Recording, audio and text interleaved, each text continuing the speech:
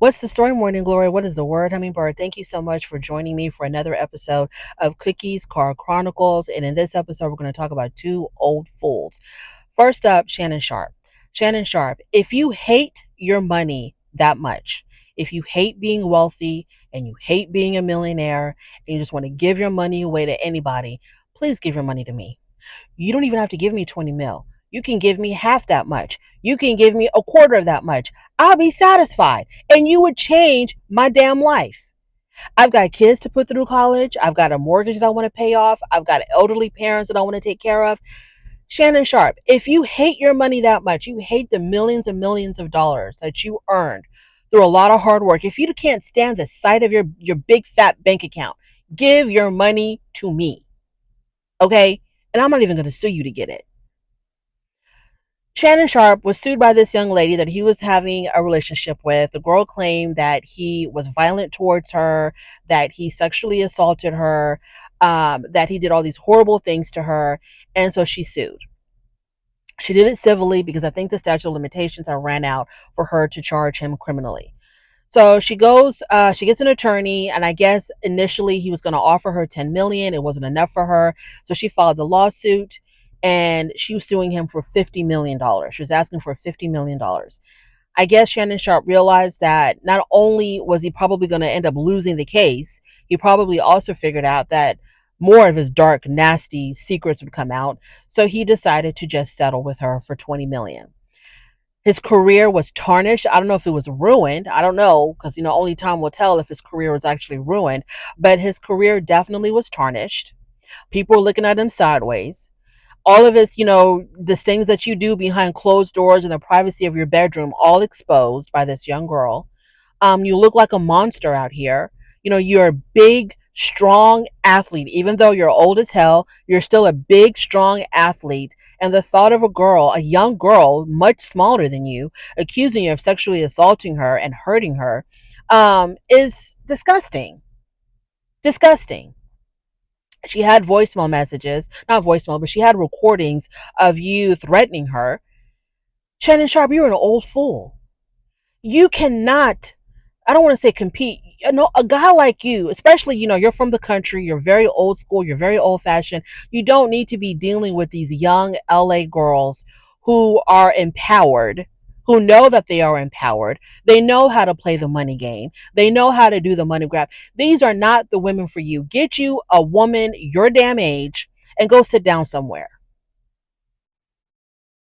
You can't be out here commingling with these young LA girls, these young Miami girls, these young New York. It's not for you, Shannon. It's not for you.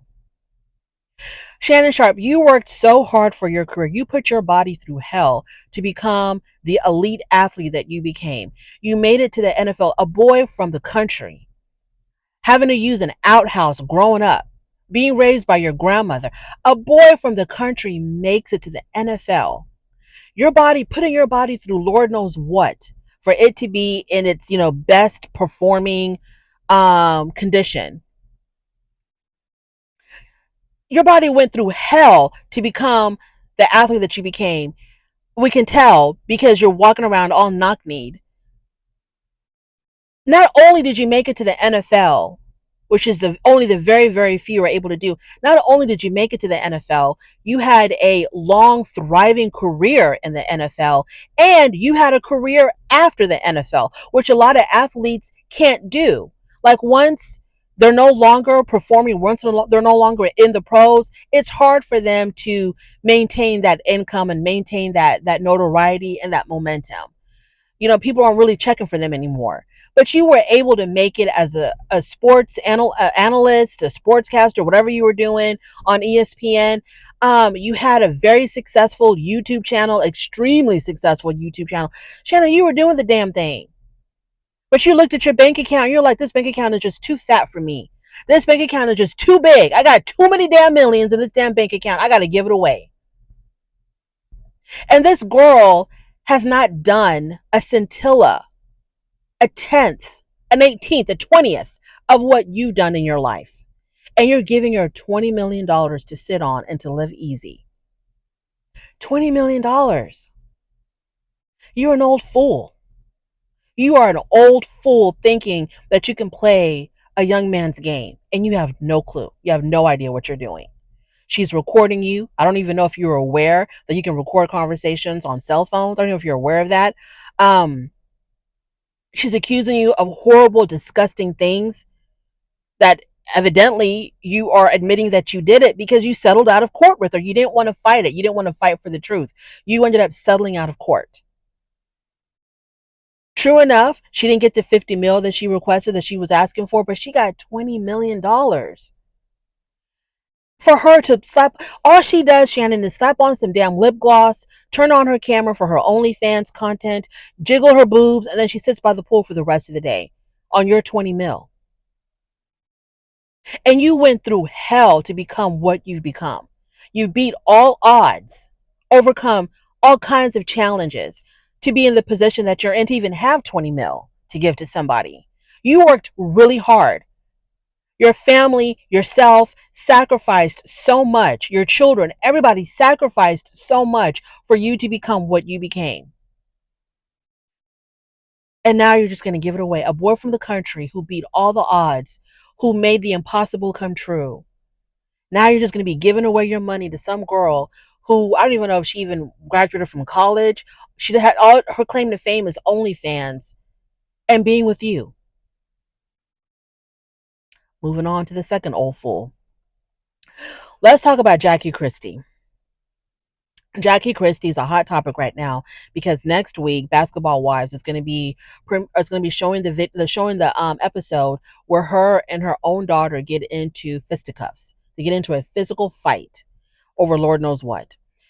I have been watching Basketball Wives for years. I watched this entire season. I'm caught up. For whatever reason, I didn't review it. It doesn't really matter. Chantel being on this show, everybody is in agreement, was a horrible idea because it's uncomfortable to watch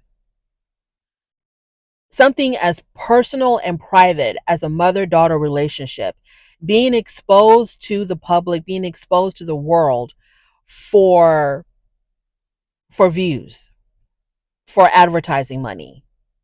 It's very uncomfortable to watch. Jackie and her daughter have very serious, deep-rooted issues that started when Chantel was a child. In my personal opinion, Jackie Christie does not like her daughters. She likes her son. She probably loves all of her children, but she doesn't like her daughters. She only likes her son. She only enjoys her son. And the reason being, I think Jackie Christie is extremely male-centered. I think she's extremely male-centered. Because on Basketball Wives, she loves to brag on how she is like one of the very few remaining actual basketball wife. She likes to brag how she's married, and all these other women are single, and all these other women can't keep men. She's been with Doug for forever. They have a wedding ceremony every single year. She loves showing off her marriage. She loves showing off her husband. She loves talking about how she's Doug Christie's wife, and Doug Christie this and Doug Christie that. And I remember I think it was last season, if not last season, a couple of seasons ago. I remember there was an episode where the girls had come over. They came over to Jackie's house and Doug was home, and he was in some room somewhere. He wasn't on camera. And I remember her telling the girls, hey, don't say anything. Let's not get rowdy. Let's not argue, or don't talk about anything that I've done to piss y'all off, because I don't want my husband to hear. I don't want my husband to know what y'all are accusing me of doing, or what y'all think I've done. Because I think she was having a ponderosa or something at her house. And I think they were going to address whatever the hell she did that pissed whoever off. And she was like, but don't get too loud because I don't want Doug to hear. I don't want him knowing what y'all are accusing me of. She's so protective of that man and of her marriage because she's very male-centered. She prefers men over women anytime. Okay, she doesn't like women. Therefore, she doesn't like her daughters. And I think that Jackie competes with her daughters. She sees her daughters as competition.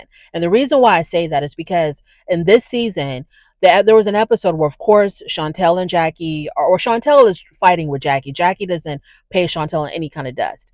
So they were arguing, or Chantel was arguing with her mom, and Jackie was just like, "I'm not going to do this, Chantel. I'm not going to do this, Chantel," or something like that. And she's starting Jackie's like starting to walk away. I think I don't remember exactly how it went down, but I remember Chantel telling Jackie, "I'm going to call my dad and tell him what you're doing." And then Jackie was like, "You're going to call my husband?" And then Chantel was like, "Your husband?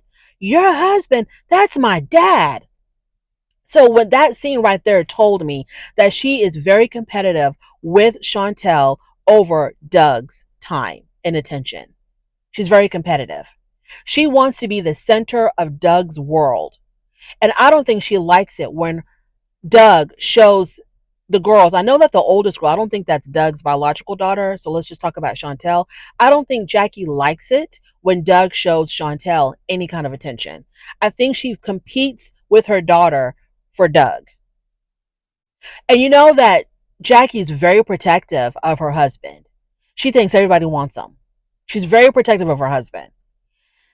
So I think that she was willing to have Doug's children. You know how some women are like, I had a baby for him. I had a baby for him. He wanted me to have his baby. But then when the baby comes, they're no longer interested. Okay, they're no longer interested in raising that child. They want to dump the kid off at their mother's house or whoever. They're not interested in being moms. But the whole idea of having a baby for a man, that's attractive to them. They like that. I'm pregnant by him. He wanted me to have his baby, but then they're not interested in actually raising these kids. And I think that's the situation with Jackie. She was okay with having his babies because he probably wanted children, but I don't think that she really was excited when she found out she was having a girl. Now, her son, I think it's Dougie Jr., her son, she does like because that's a male. He's a boy. Her daughters, she doesn't because she sees them as competition. I used to think that her only issue was with her older daughter. Like in past seasons, they talked about her oldest daughter, and her oldest daughter wrote that book about her exposing Jackie. And I always thought that she favored Chantel because that was Doug's daughter, and because they talked about how she favored Chantel because Chantel was light skinned, her oldest daughter was dark skinned. So it was like a colorism thing with her. I remember them talking about that. I don't know if that's true or not, but I always thought that her main issue was just the oldest daughter. I didn't know that her and Chantel were down in the trenches too. Because when this season first started, there was that scene where Chantel and Jackie are sitting on the couch, and Jackie like has no idea who Chantel's husband is. And I think Jackie was asking Chantel, when am I going to meet your husband? I haven't met him yet. I don't even know who he is or something like that. And Chantel was like, when I feel like it, I'll introduce you to my husband. And right then I was like, what?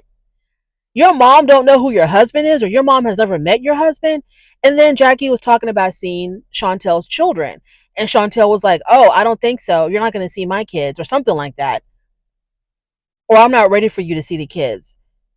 So then I was like, oh, so she's got issues with both daughters. And the fact that Chantel calls her Jackie and not mom, that's concerning. That tells you that there's a lot of trauma there. There's a lot of trauma that I think started from birth. From birth. I don't think Jackie was the mother that she was supposed to be for Chantel since Chantel was born. Because Jackie doesn't like females. I think she's got this self-hatred towards herself, and it projects onto other females, including her own daughters. I think she's very competitive with her daughters when it comes to Doug. And I think she's competitive with her daughters in other ways as well. Maybe when it comes to like success and accomplishments, she's probably jealous of her own daughters that way. Now, it appears that Chantel is a good mom to her kids, but I've only seen her with her baby boy. I don't think, and I hope to God that Chantel is not as male centered as Jackie is. And I think that maybe Chantel, because maybe she's protecting her children from Jackie. She's so protective of her kids. I hope it doesn't come off as or turns into her being controlling with her children, because Jackie is extremely controlling. And in the scenes where Chantel wants to talk to Jackie, okay, first of all, like I said before, putting Jackie and Chantel in the same season was just a bad idea. It's very exploitive of their issues. And the fact that there's no therapist or counselor there to help them navigate their issues, that's just diabolic on the part of Shawnee O'Neal and VH1 and production. Diabolical. These people have deep, real deep rooted issues, and it's not for public consumption. It's not for S&Gs. It's not for, oh, let's have a kiki and watch Chantel and Jackie go at it. These people have true trauma. Now, everybody complains about how reality TV is not real enough, how reality TV is so fake and so scripted and so staged. But then we want to see reality, but this is too much. This is exploitive. Okay, these people have real issues. For example, I wouldn't watch a show where you put a victim of SA on a show with her abuser, or a victim of domestic violence on the show with her abuser. I wouldn't want to watch that.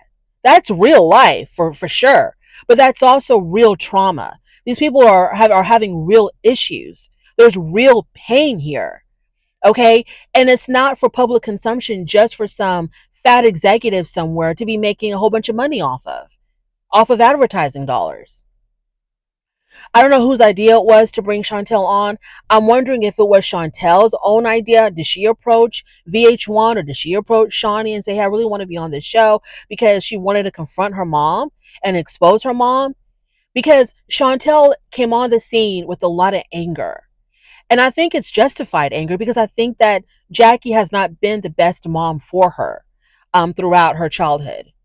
Okay, I don't think Jackie was an efficient mother, okay, an effective mother. I think that she was very deficient in some areas, in a lot of areas. I think there's a lot of trauma there. And Chantel came on the scene with a lot of anger because she has a lot of childhood issues with Jackie. And Jackie is very dismissive of Chantel, because there's a lot of scenes where Chantel is like, Jackie, are you going to talk about this with me now? Are we going to talk about, X, Y, and Z? Are we going to talk about this, that, and the third? And Jackie's just like, I'm not doing this with you, Chantel. I'm not going to do this with you, Chantel. Very, very dismissive. This girl has some issues to address with Jackie, and Jackie's just like, you're not worth my time. Even though it'd be a great scene, okay, the cameras are here and I love attention. You're so not worth my time that I'm going to walk away from the cameras. I am willing to walk away from the spotlight that I love so much, because I just don't want to deal with you. And she's constantly leaving, walking away. And it doesn't help that you have all these other cackling hens, these other women putting in their 2 cents. And I think that oh, what's her name? The girl who was dating Kevin Gates with the Hajib. I forgot her name. It'll come to me. I think that her, she's obviously trauma bonding with Chantel because she has issues with her mother, and I think she's just adding fuel to the fire. I know that she wants to be an ally for Chantel against Jackie, and she wants Chantel to know, hey, I'm on your side. I totally understand, because I'm going through the same thing with my mom, but it's just adding fuel to the fire. They should not have put these two people on the same show together, Jackie and Chantel. Should if they first of all, Chantel has no business being there. Chantel is there to address issues, and this is not the platform for that. I think that Chantel felt like, I can't get through my mom any other way, so I'm going to be on the damn show with her, and I'm going to confront her that way, because she probably thought that Jackie would be down with having these scenes with her, because Jackie sees this as a job. She's like, this is a job. We're going to do a scene. It's going to be, epic. People are going to be watching us fight. So yeah, this is what we're going to do. And I think Chantel in her head was thinking, I'm finally going to get an opportunity to confront her with all the issues that I have with her. But Jackie's not playing that game at all. She's walking away from Chantel every single time. So I think that's one issue. And if they were going to put these two people on this show together, they should have done it with a certified, licensed therapist. If there was like no other choice but to put Chantel on this season, a therapist should have been there to help them navigate through their communication problems and whatever. Not necessarily digging down deep into the trauma, because that requires something completely off camera. Okay, that requires a real session with a real therapist off camera. But if you're going to have them on this show together, I think there has to have been a professional therapist there to kind of be the buffer in between. Not these women, not Jennifer and Evelyn going back and forth between the two, Ming or Ty trying to like mediate. But no, no, no, no, no, no, no, no, no, no, no, no, no, no. Because when Ty went to go to, what was it, Ty and Brandy, when they went to go talk to Jackie, I think it was last week's episode, because Jackie walked away from, they were in Hawaii, Jackie walked away from the table. I think this is when Chantel wanted to confront Jackie about Jackie telling Jennifer that she was willing to talk to Chantel, but it had to be on her platform, her YouTube channel. Okay, so she wanted to, get some financial gain from her daughter's pain, right? So I think that's when they were chasing her. Ty and Brandy went after Jackie when she walked away. Didn't want to talk to Chantel about it, and I could be wrong, but I think that's when it happened. And Jackie was like, "I'm not talking to y'all about this," and then she walked away. She walked away from Ty and Brandy. I think it was Ty and Brandy. So she's not going to listen to these people. She needs to talk with a therapist. Had to have been. But then if you're not going to do a therapist, you're going to let them run wild. You're going to let Chantel just run wild. No. Okay. So next week, they're going to show the episode where Chantel and Jackie get into a physical fight. Chantel pushes Jackie. Jackie responds by fighting back. Jackie is 100% in the wrong. And I've seen people commenting saying that, oh, that's just so disrespectful. That's so disrespectful. You can't do your mama like that. You can't put your hands on your mama like that. Y'all, I can only speak of the Black culture. This is the only culture that I know personally, that I know firsthand about. In our culture, we are so protective of toxic mothers. Toxic, I'm going to talk about moms. We're so protective of our mothers. The dads, we can take them or leave them, but our moms, we put them on a pedestal, even if they're toxic. When people talk about how, oh, my mama whipped my ass, and I got all these whoopings and all these beatings, and she did it. That's the reason why I'm so successful. That's the reason why I am who I am today, because my mom, she put that belt on me, she put that switch on me. I don't see it that way. I see it as, to me, that's assaulting a child. That's assaulting a child. I don't think there's ever a reason or an excuse for an adult to put a belt, a switch, a shoe, a hand on a 2-year-old, a 3-year-old, a 4-year-old, 5, 6, 7, 8, 9, 10, 11, 12, 13, 15-year-old. There's never an excuse to physically inflict pain on someone who is younger and smaller than you. I don't agree with that. And I understand the Bible says, spare the rod and spoil the child. I understand that, but I think there are ways to discipline kids without causing them physical pain. To be like, you have to feel this physical pain in order for you to understand what's right from wrong. I don't think so. Life will teach these kids better than anything else. When I'm talking about life, I'm talking about you can discipline, and I understand that life is harder for Black people, and you want your children to be prepared to face a very cruel and harsh world. It's hard and cruel for everybody, but y'all, there's a different experience with Black people. Okay, when it comes to what we have to deal with on a day-to-day basis out there. Okay, I understand that. I get that. I totally get that. I understand that we're very protective of our children. We want to equip them with the best skills and tools and know-how that we possibly can. But when I see people like whooping 5, 6, 7-year-old children, just like going to town, not just like pop, pop, pop on the butt. I'm talking about whoosh, whoosh, whoosh. I'm just like, no, this is assault. You're beating this kid like this kid really did something to you. And so, but we will still praise because my mom whooped the hell out of me, because my mom beat the hell out of me. This is the reason why I am the way I am today. Like, I'm successful and I'm accomplished because my mom put that, that belt on me. And I'm just kind of like, maybe you're that way in spite of that, not because of that. Anyway, my point is that people defending Jackie for putting up her fist to her daughter, that's crazy to me.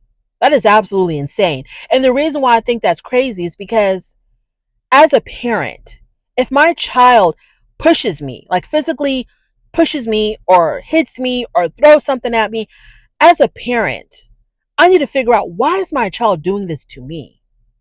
Because in my mind, I'm thinking, I've loved you, I've cared for you, I've sacrificed for you, and you want to raise your hand at me. I need to figure out what the hell's going on.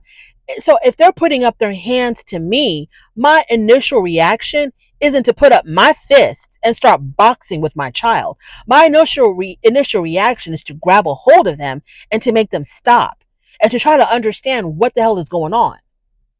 Maybe I did do something, maybe I didn't, but we need to communicate and figure out what the hell is going on. That's my initial reaction. If my child was coming at me with violence, my initial reaction is to stop them, not to be like, okay, you want to go, let's go, and then start boxing. That's crazy to me. I understand that Chantel put her hands on Jackie first, and then she manipulated the whole situation and told the girls that Jackie was the one that started the fight. I understand that she was being very manipulative, that she was being violent. I get that. But as a mother, this is not some chick off the street.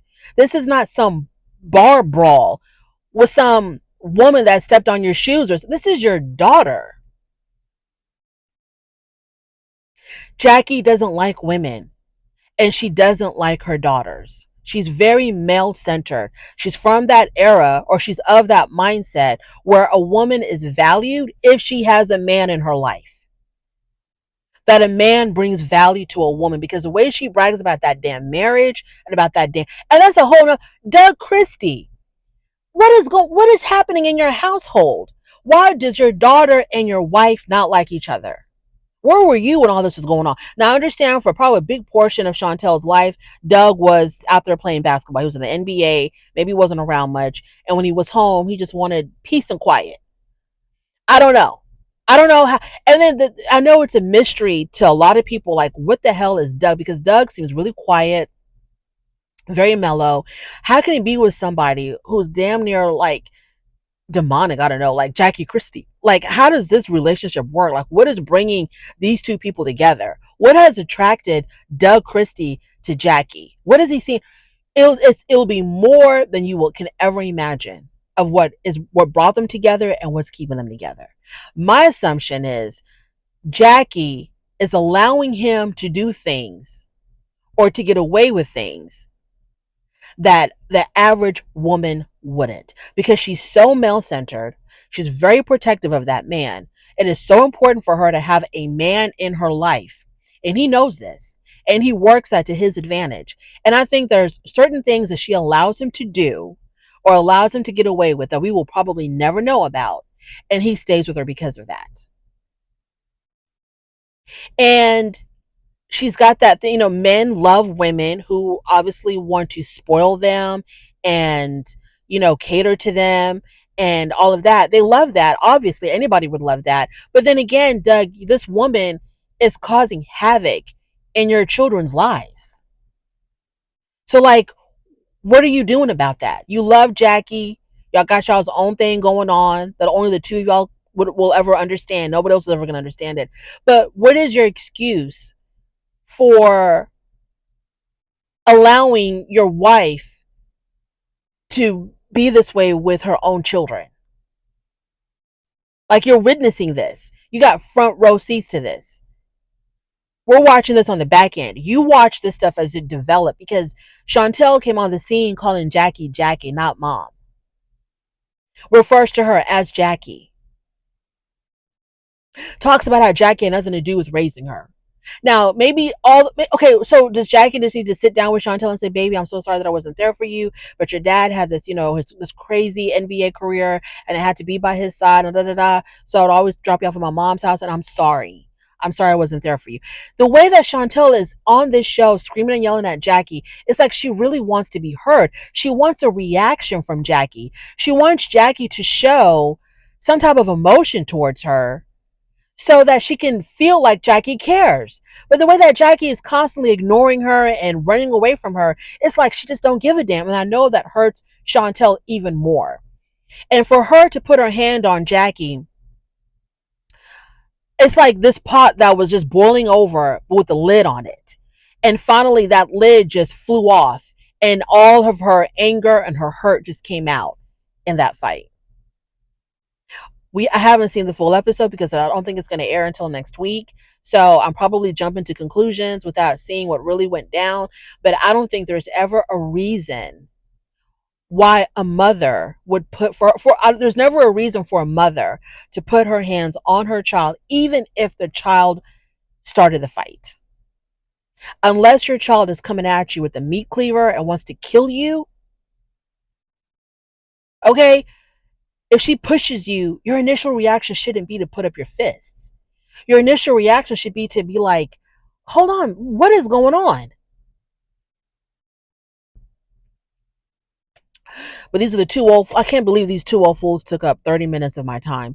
Thank you so much for watching. I really do appreciate it. On your way out, please don't forget to rate the video if you like this content, subscribe to my channel, and I'll definitely talk to you later. Bye.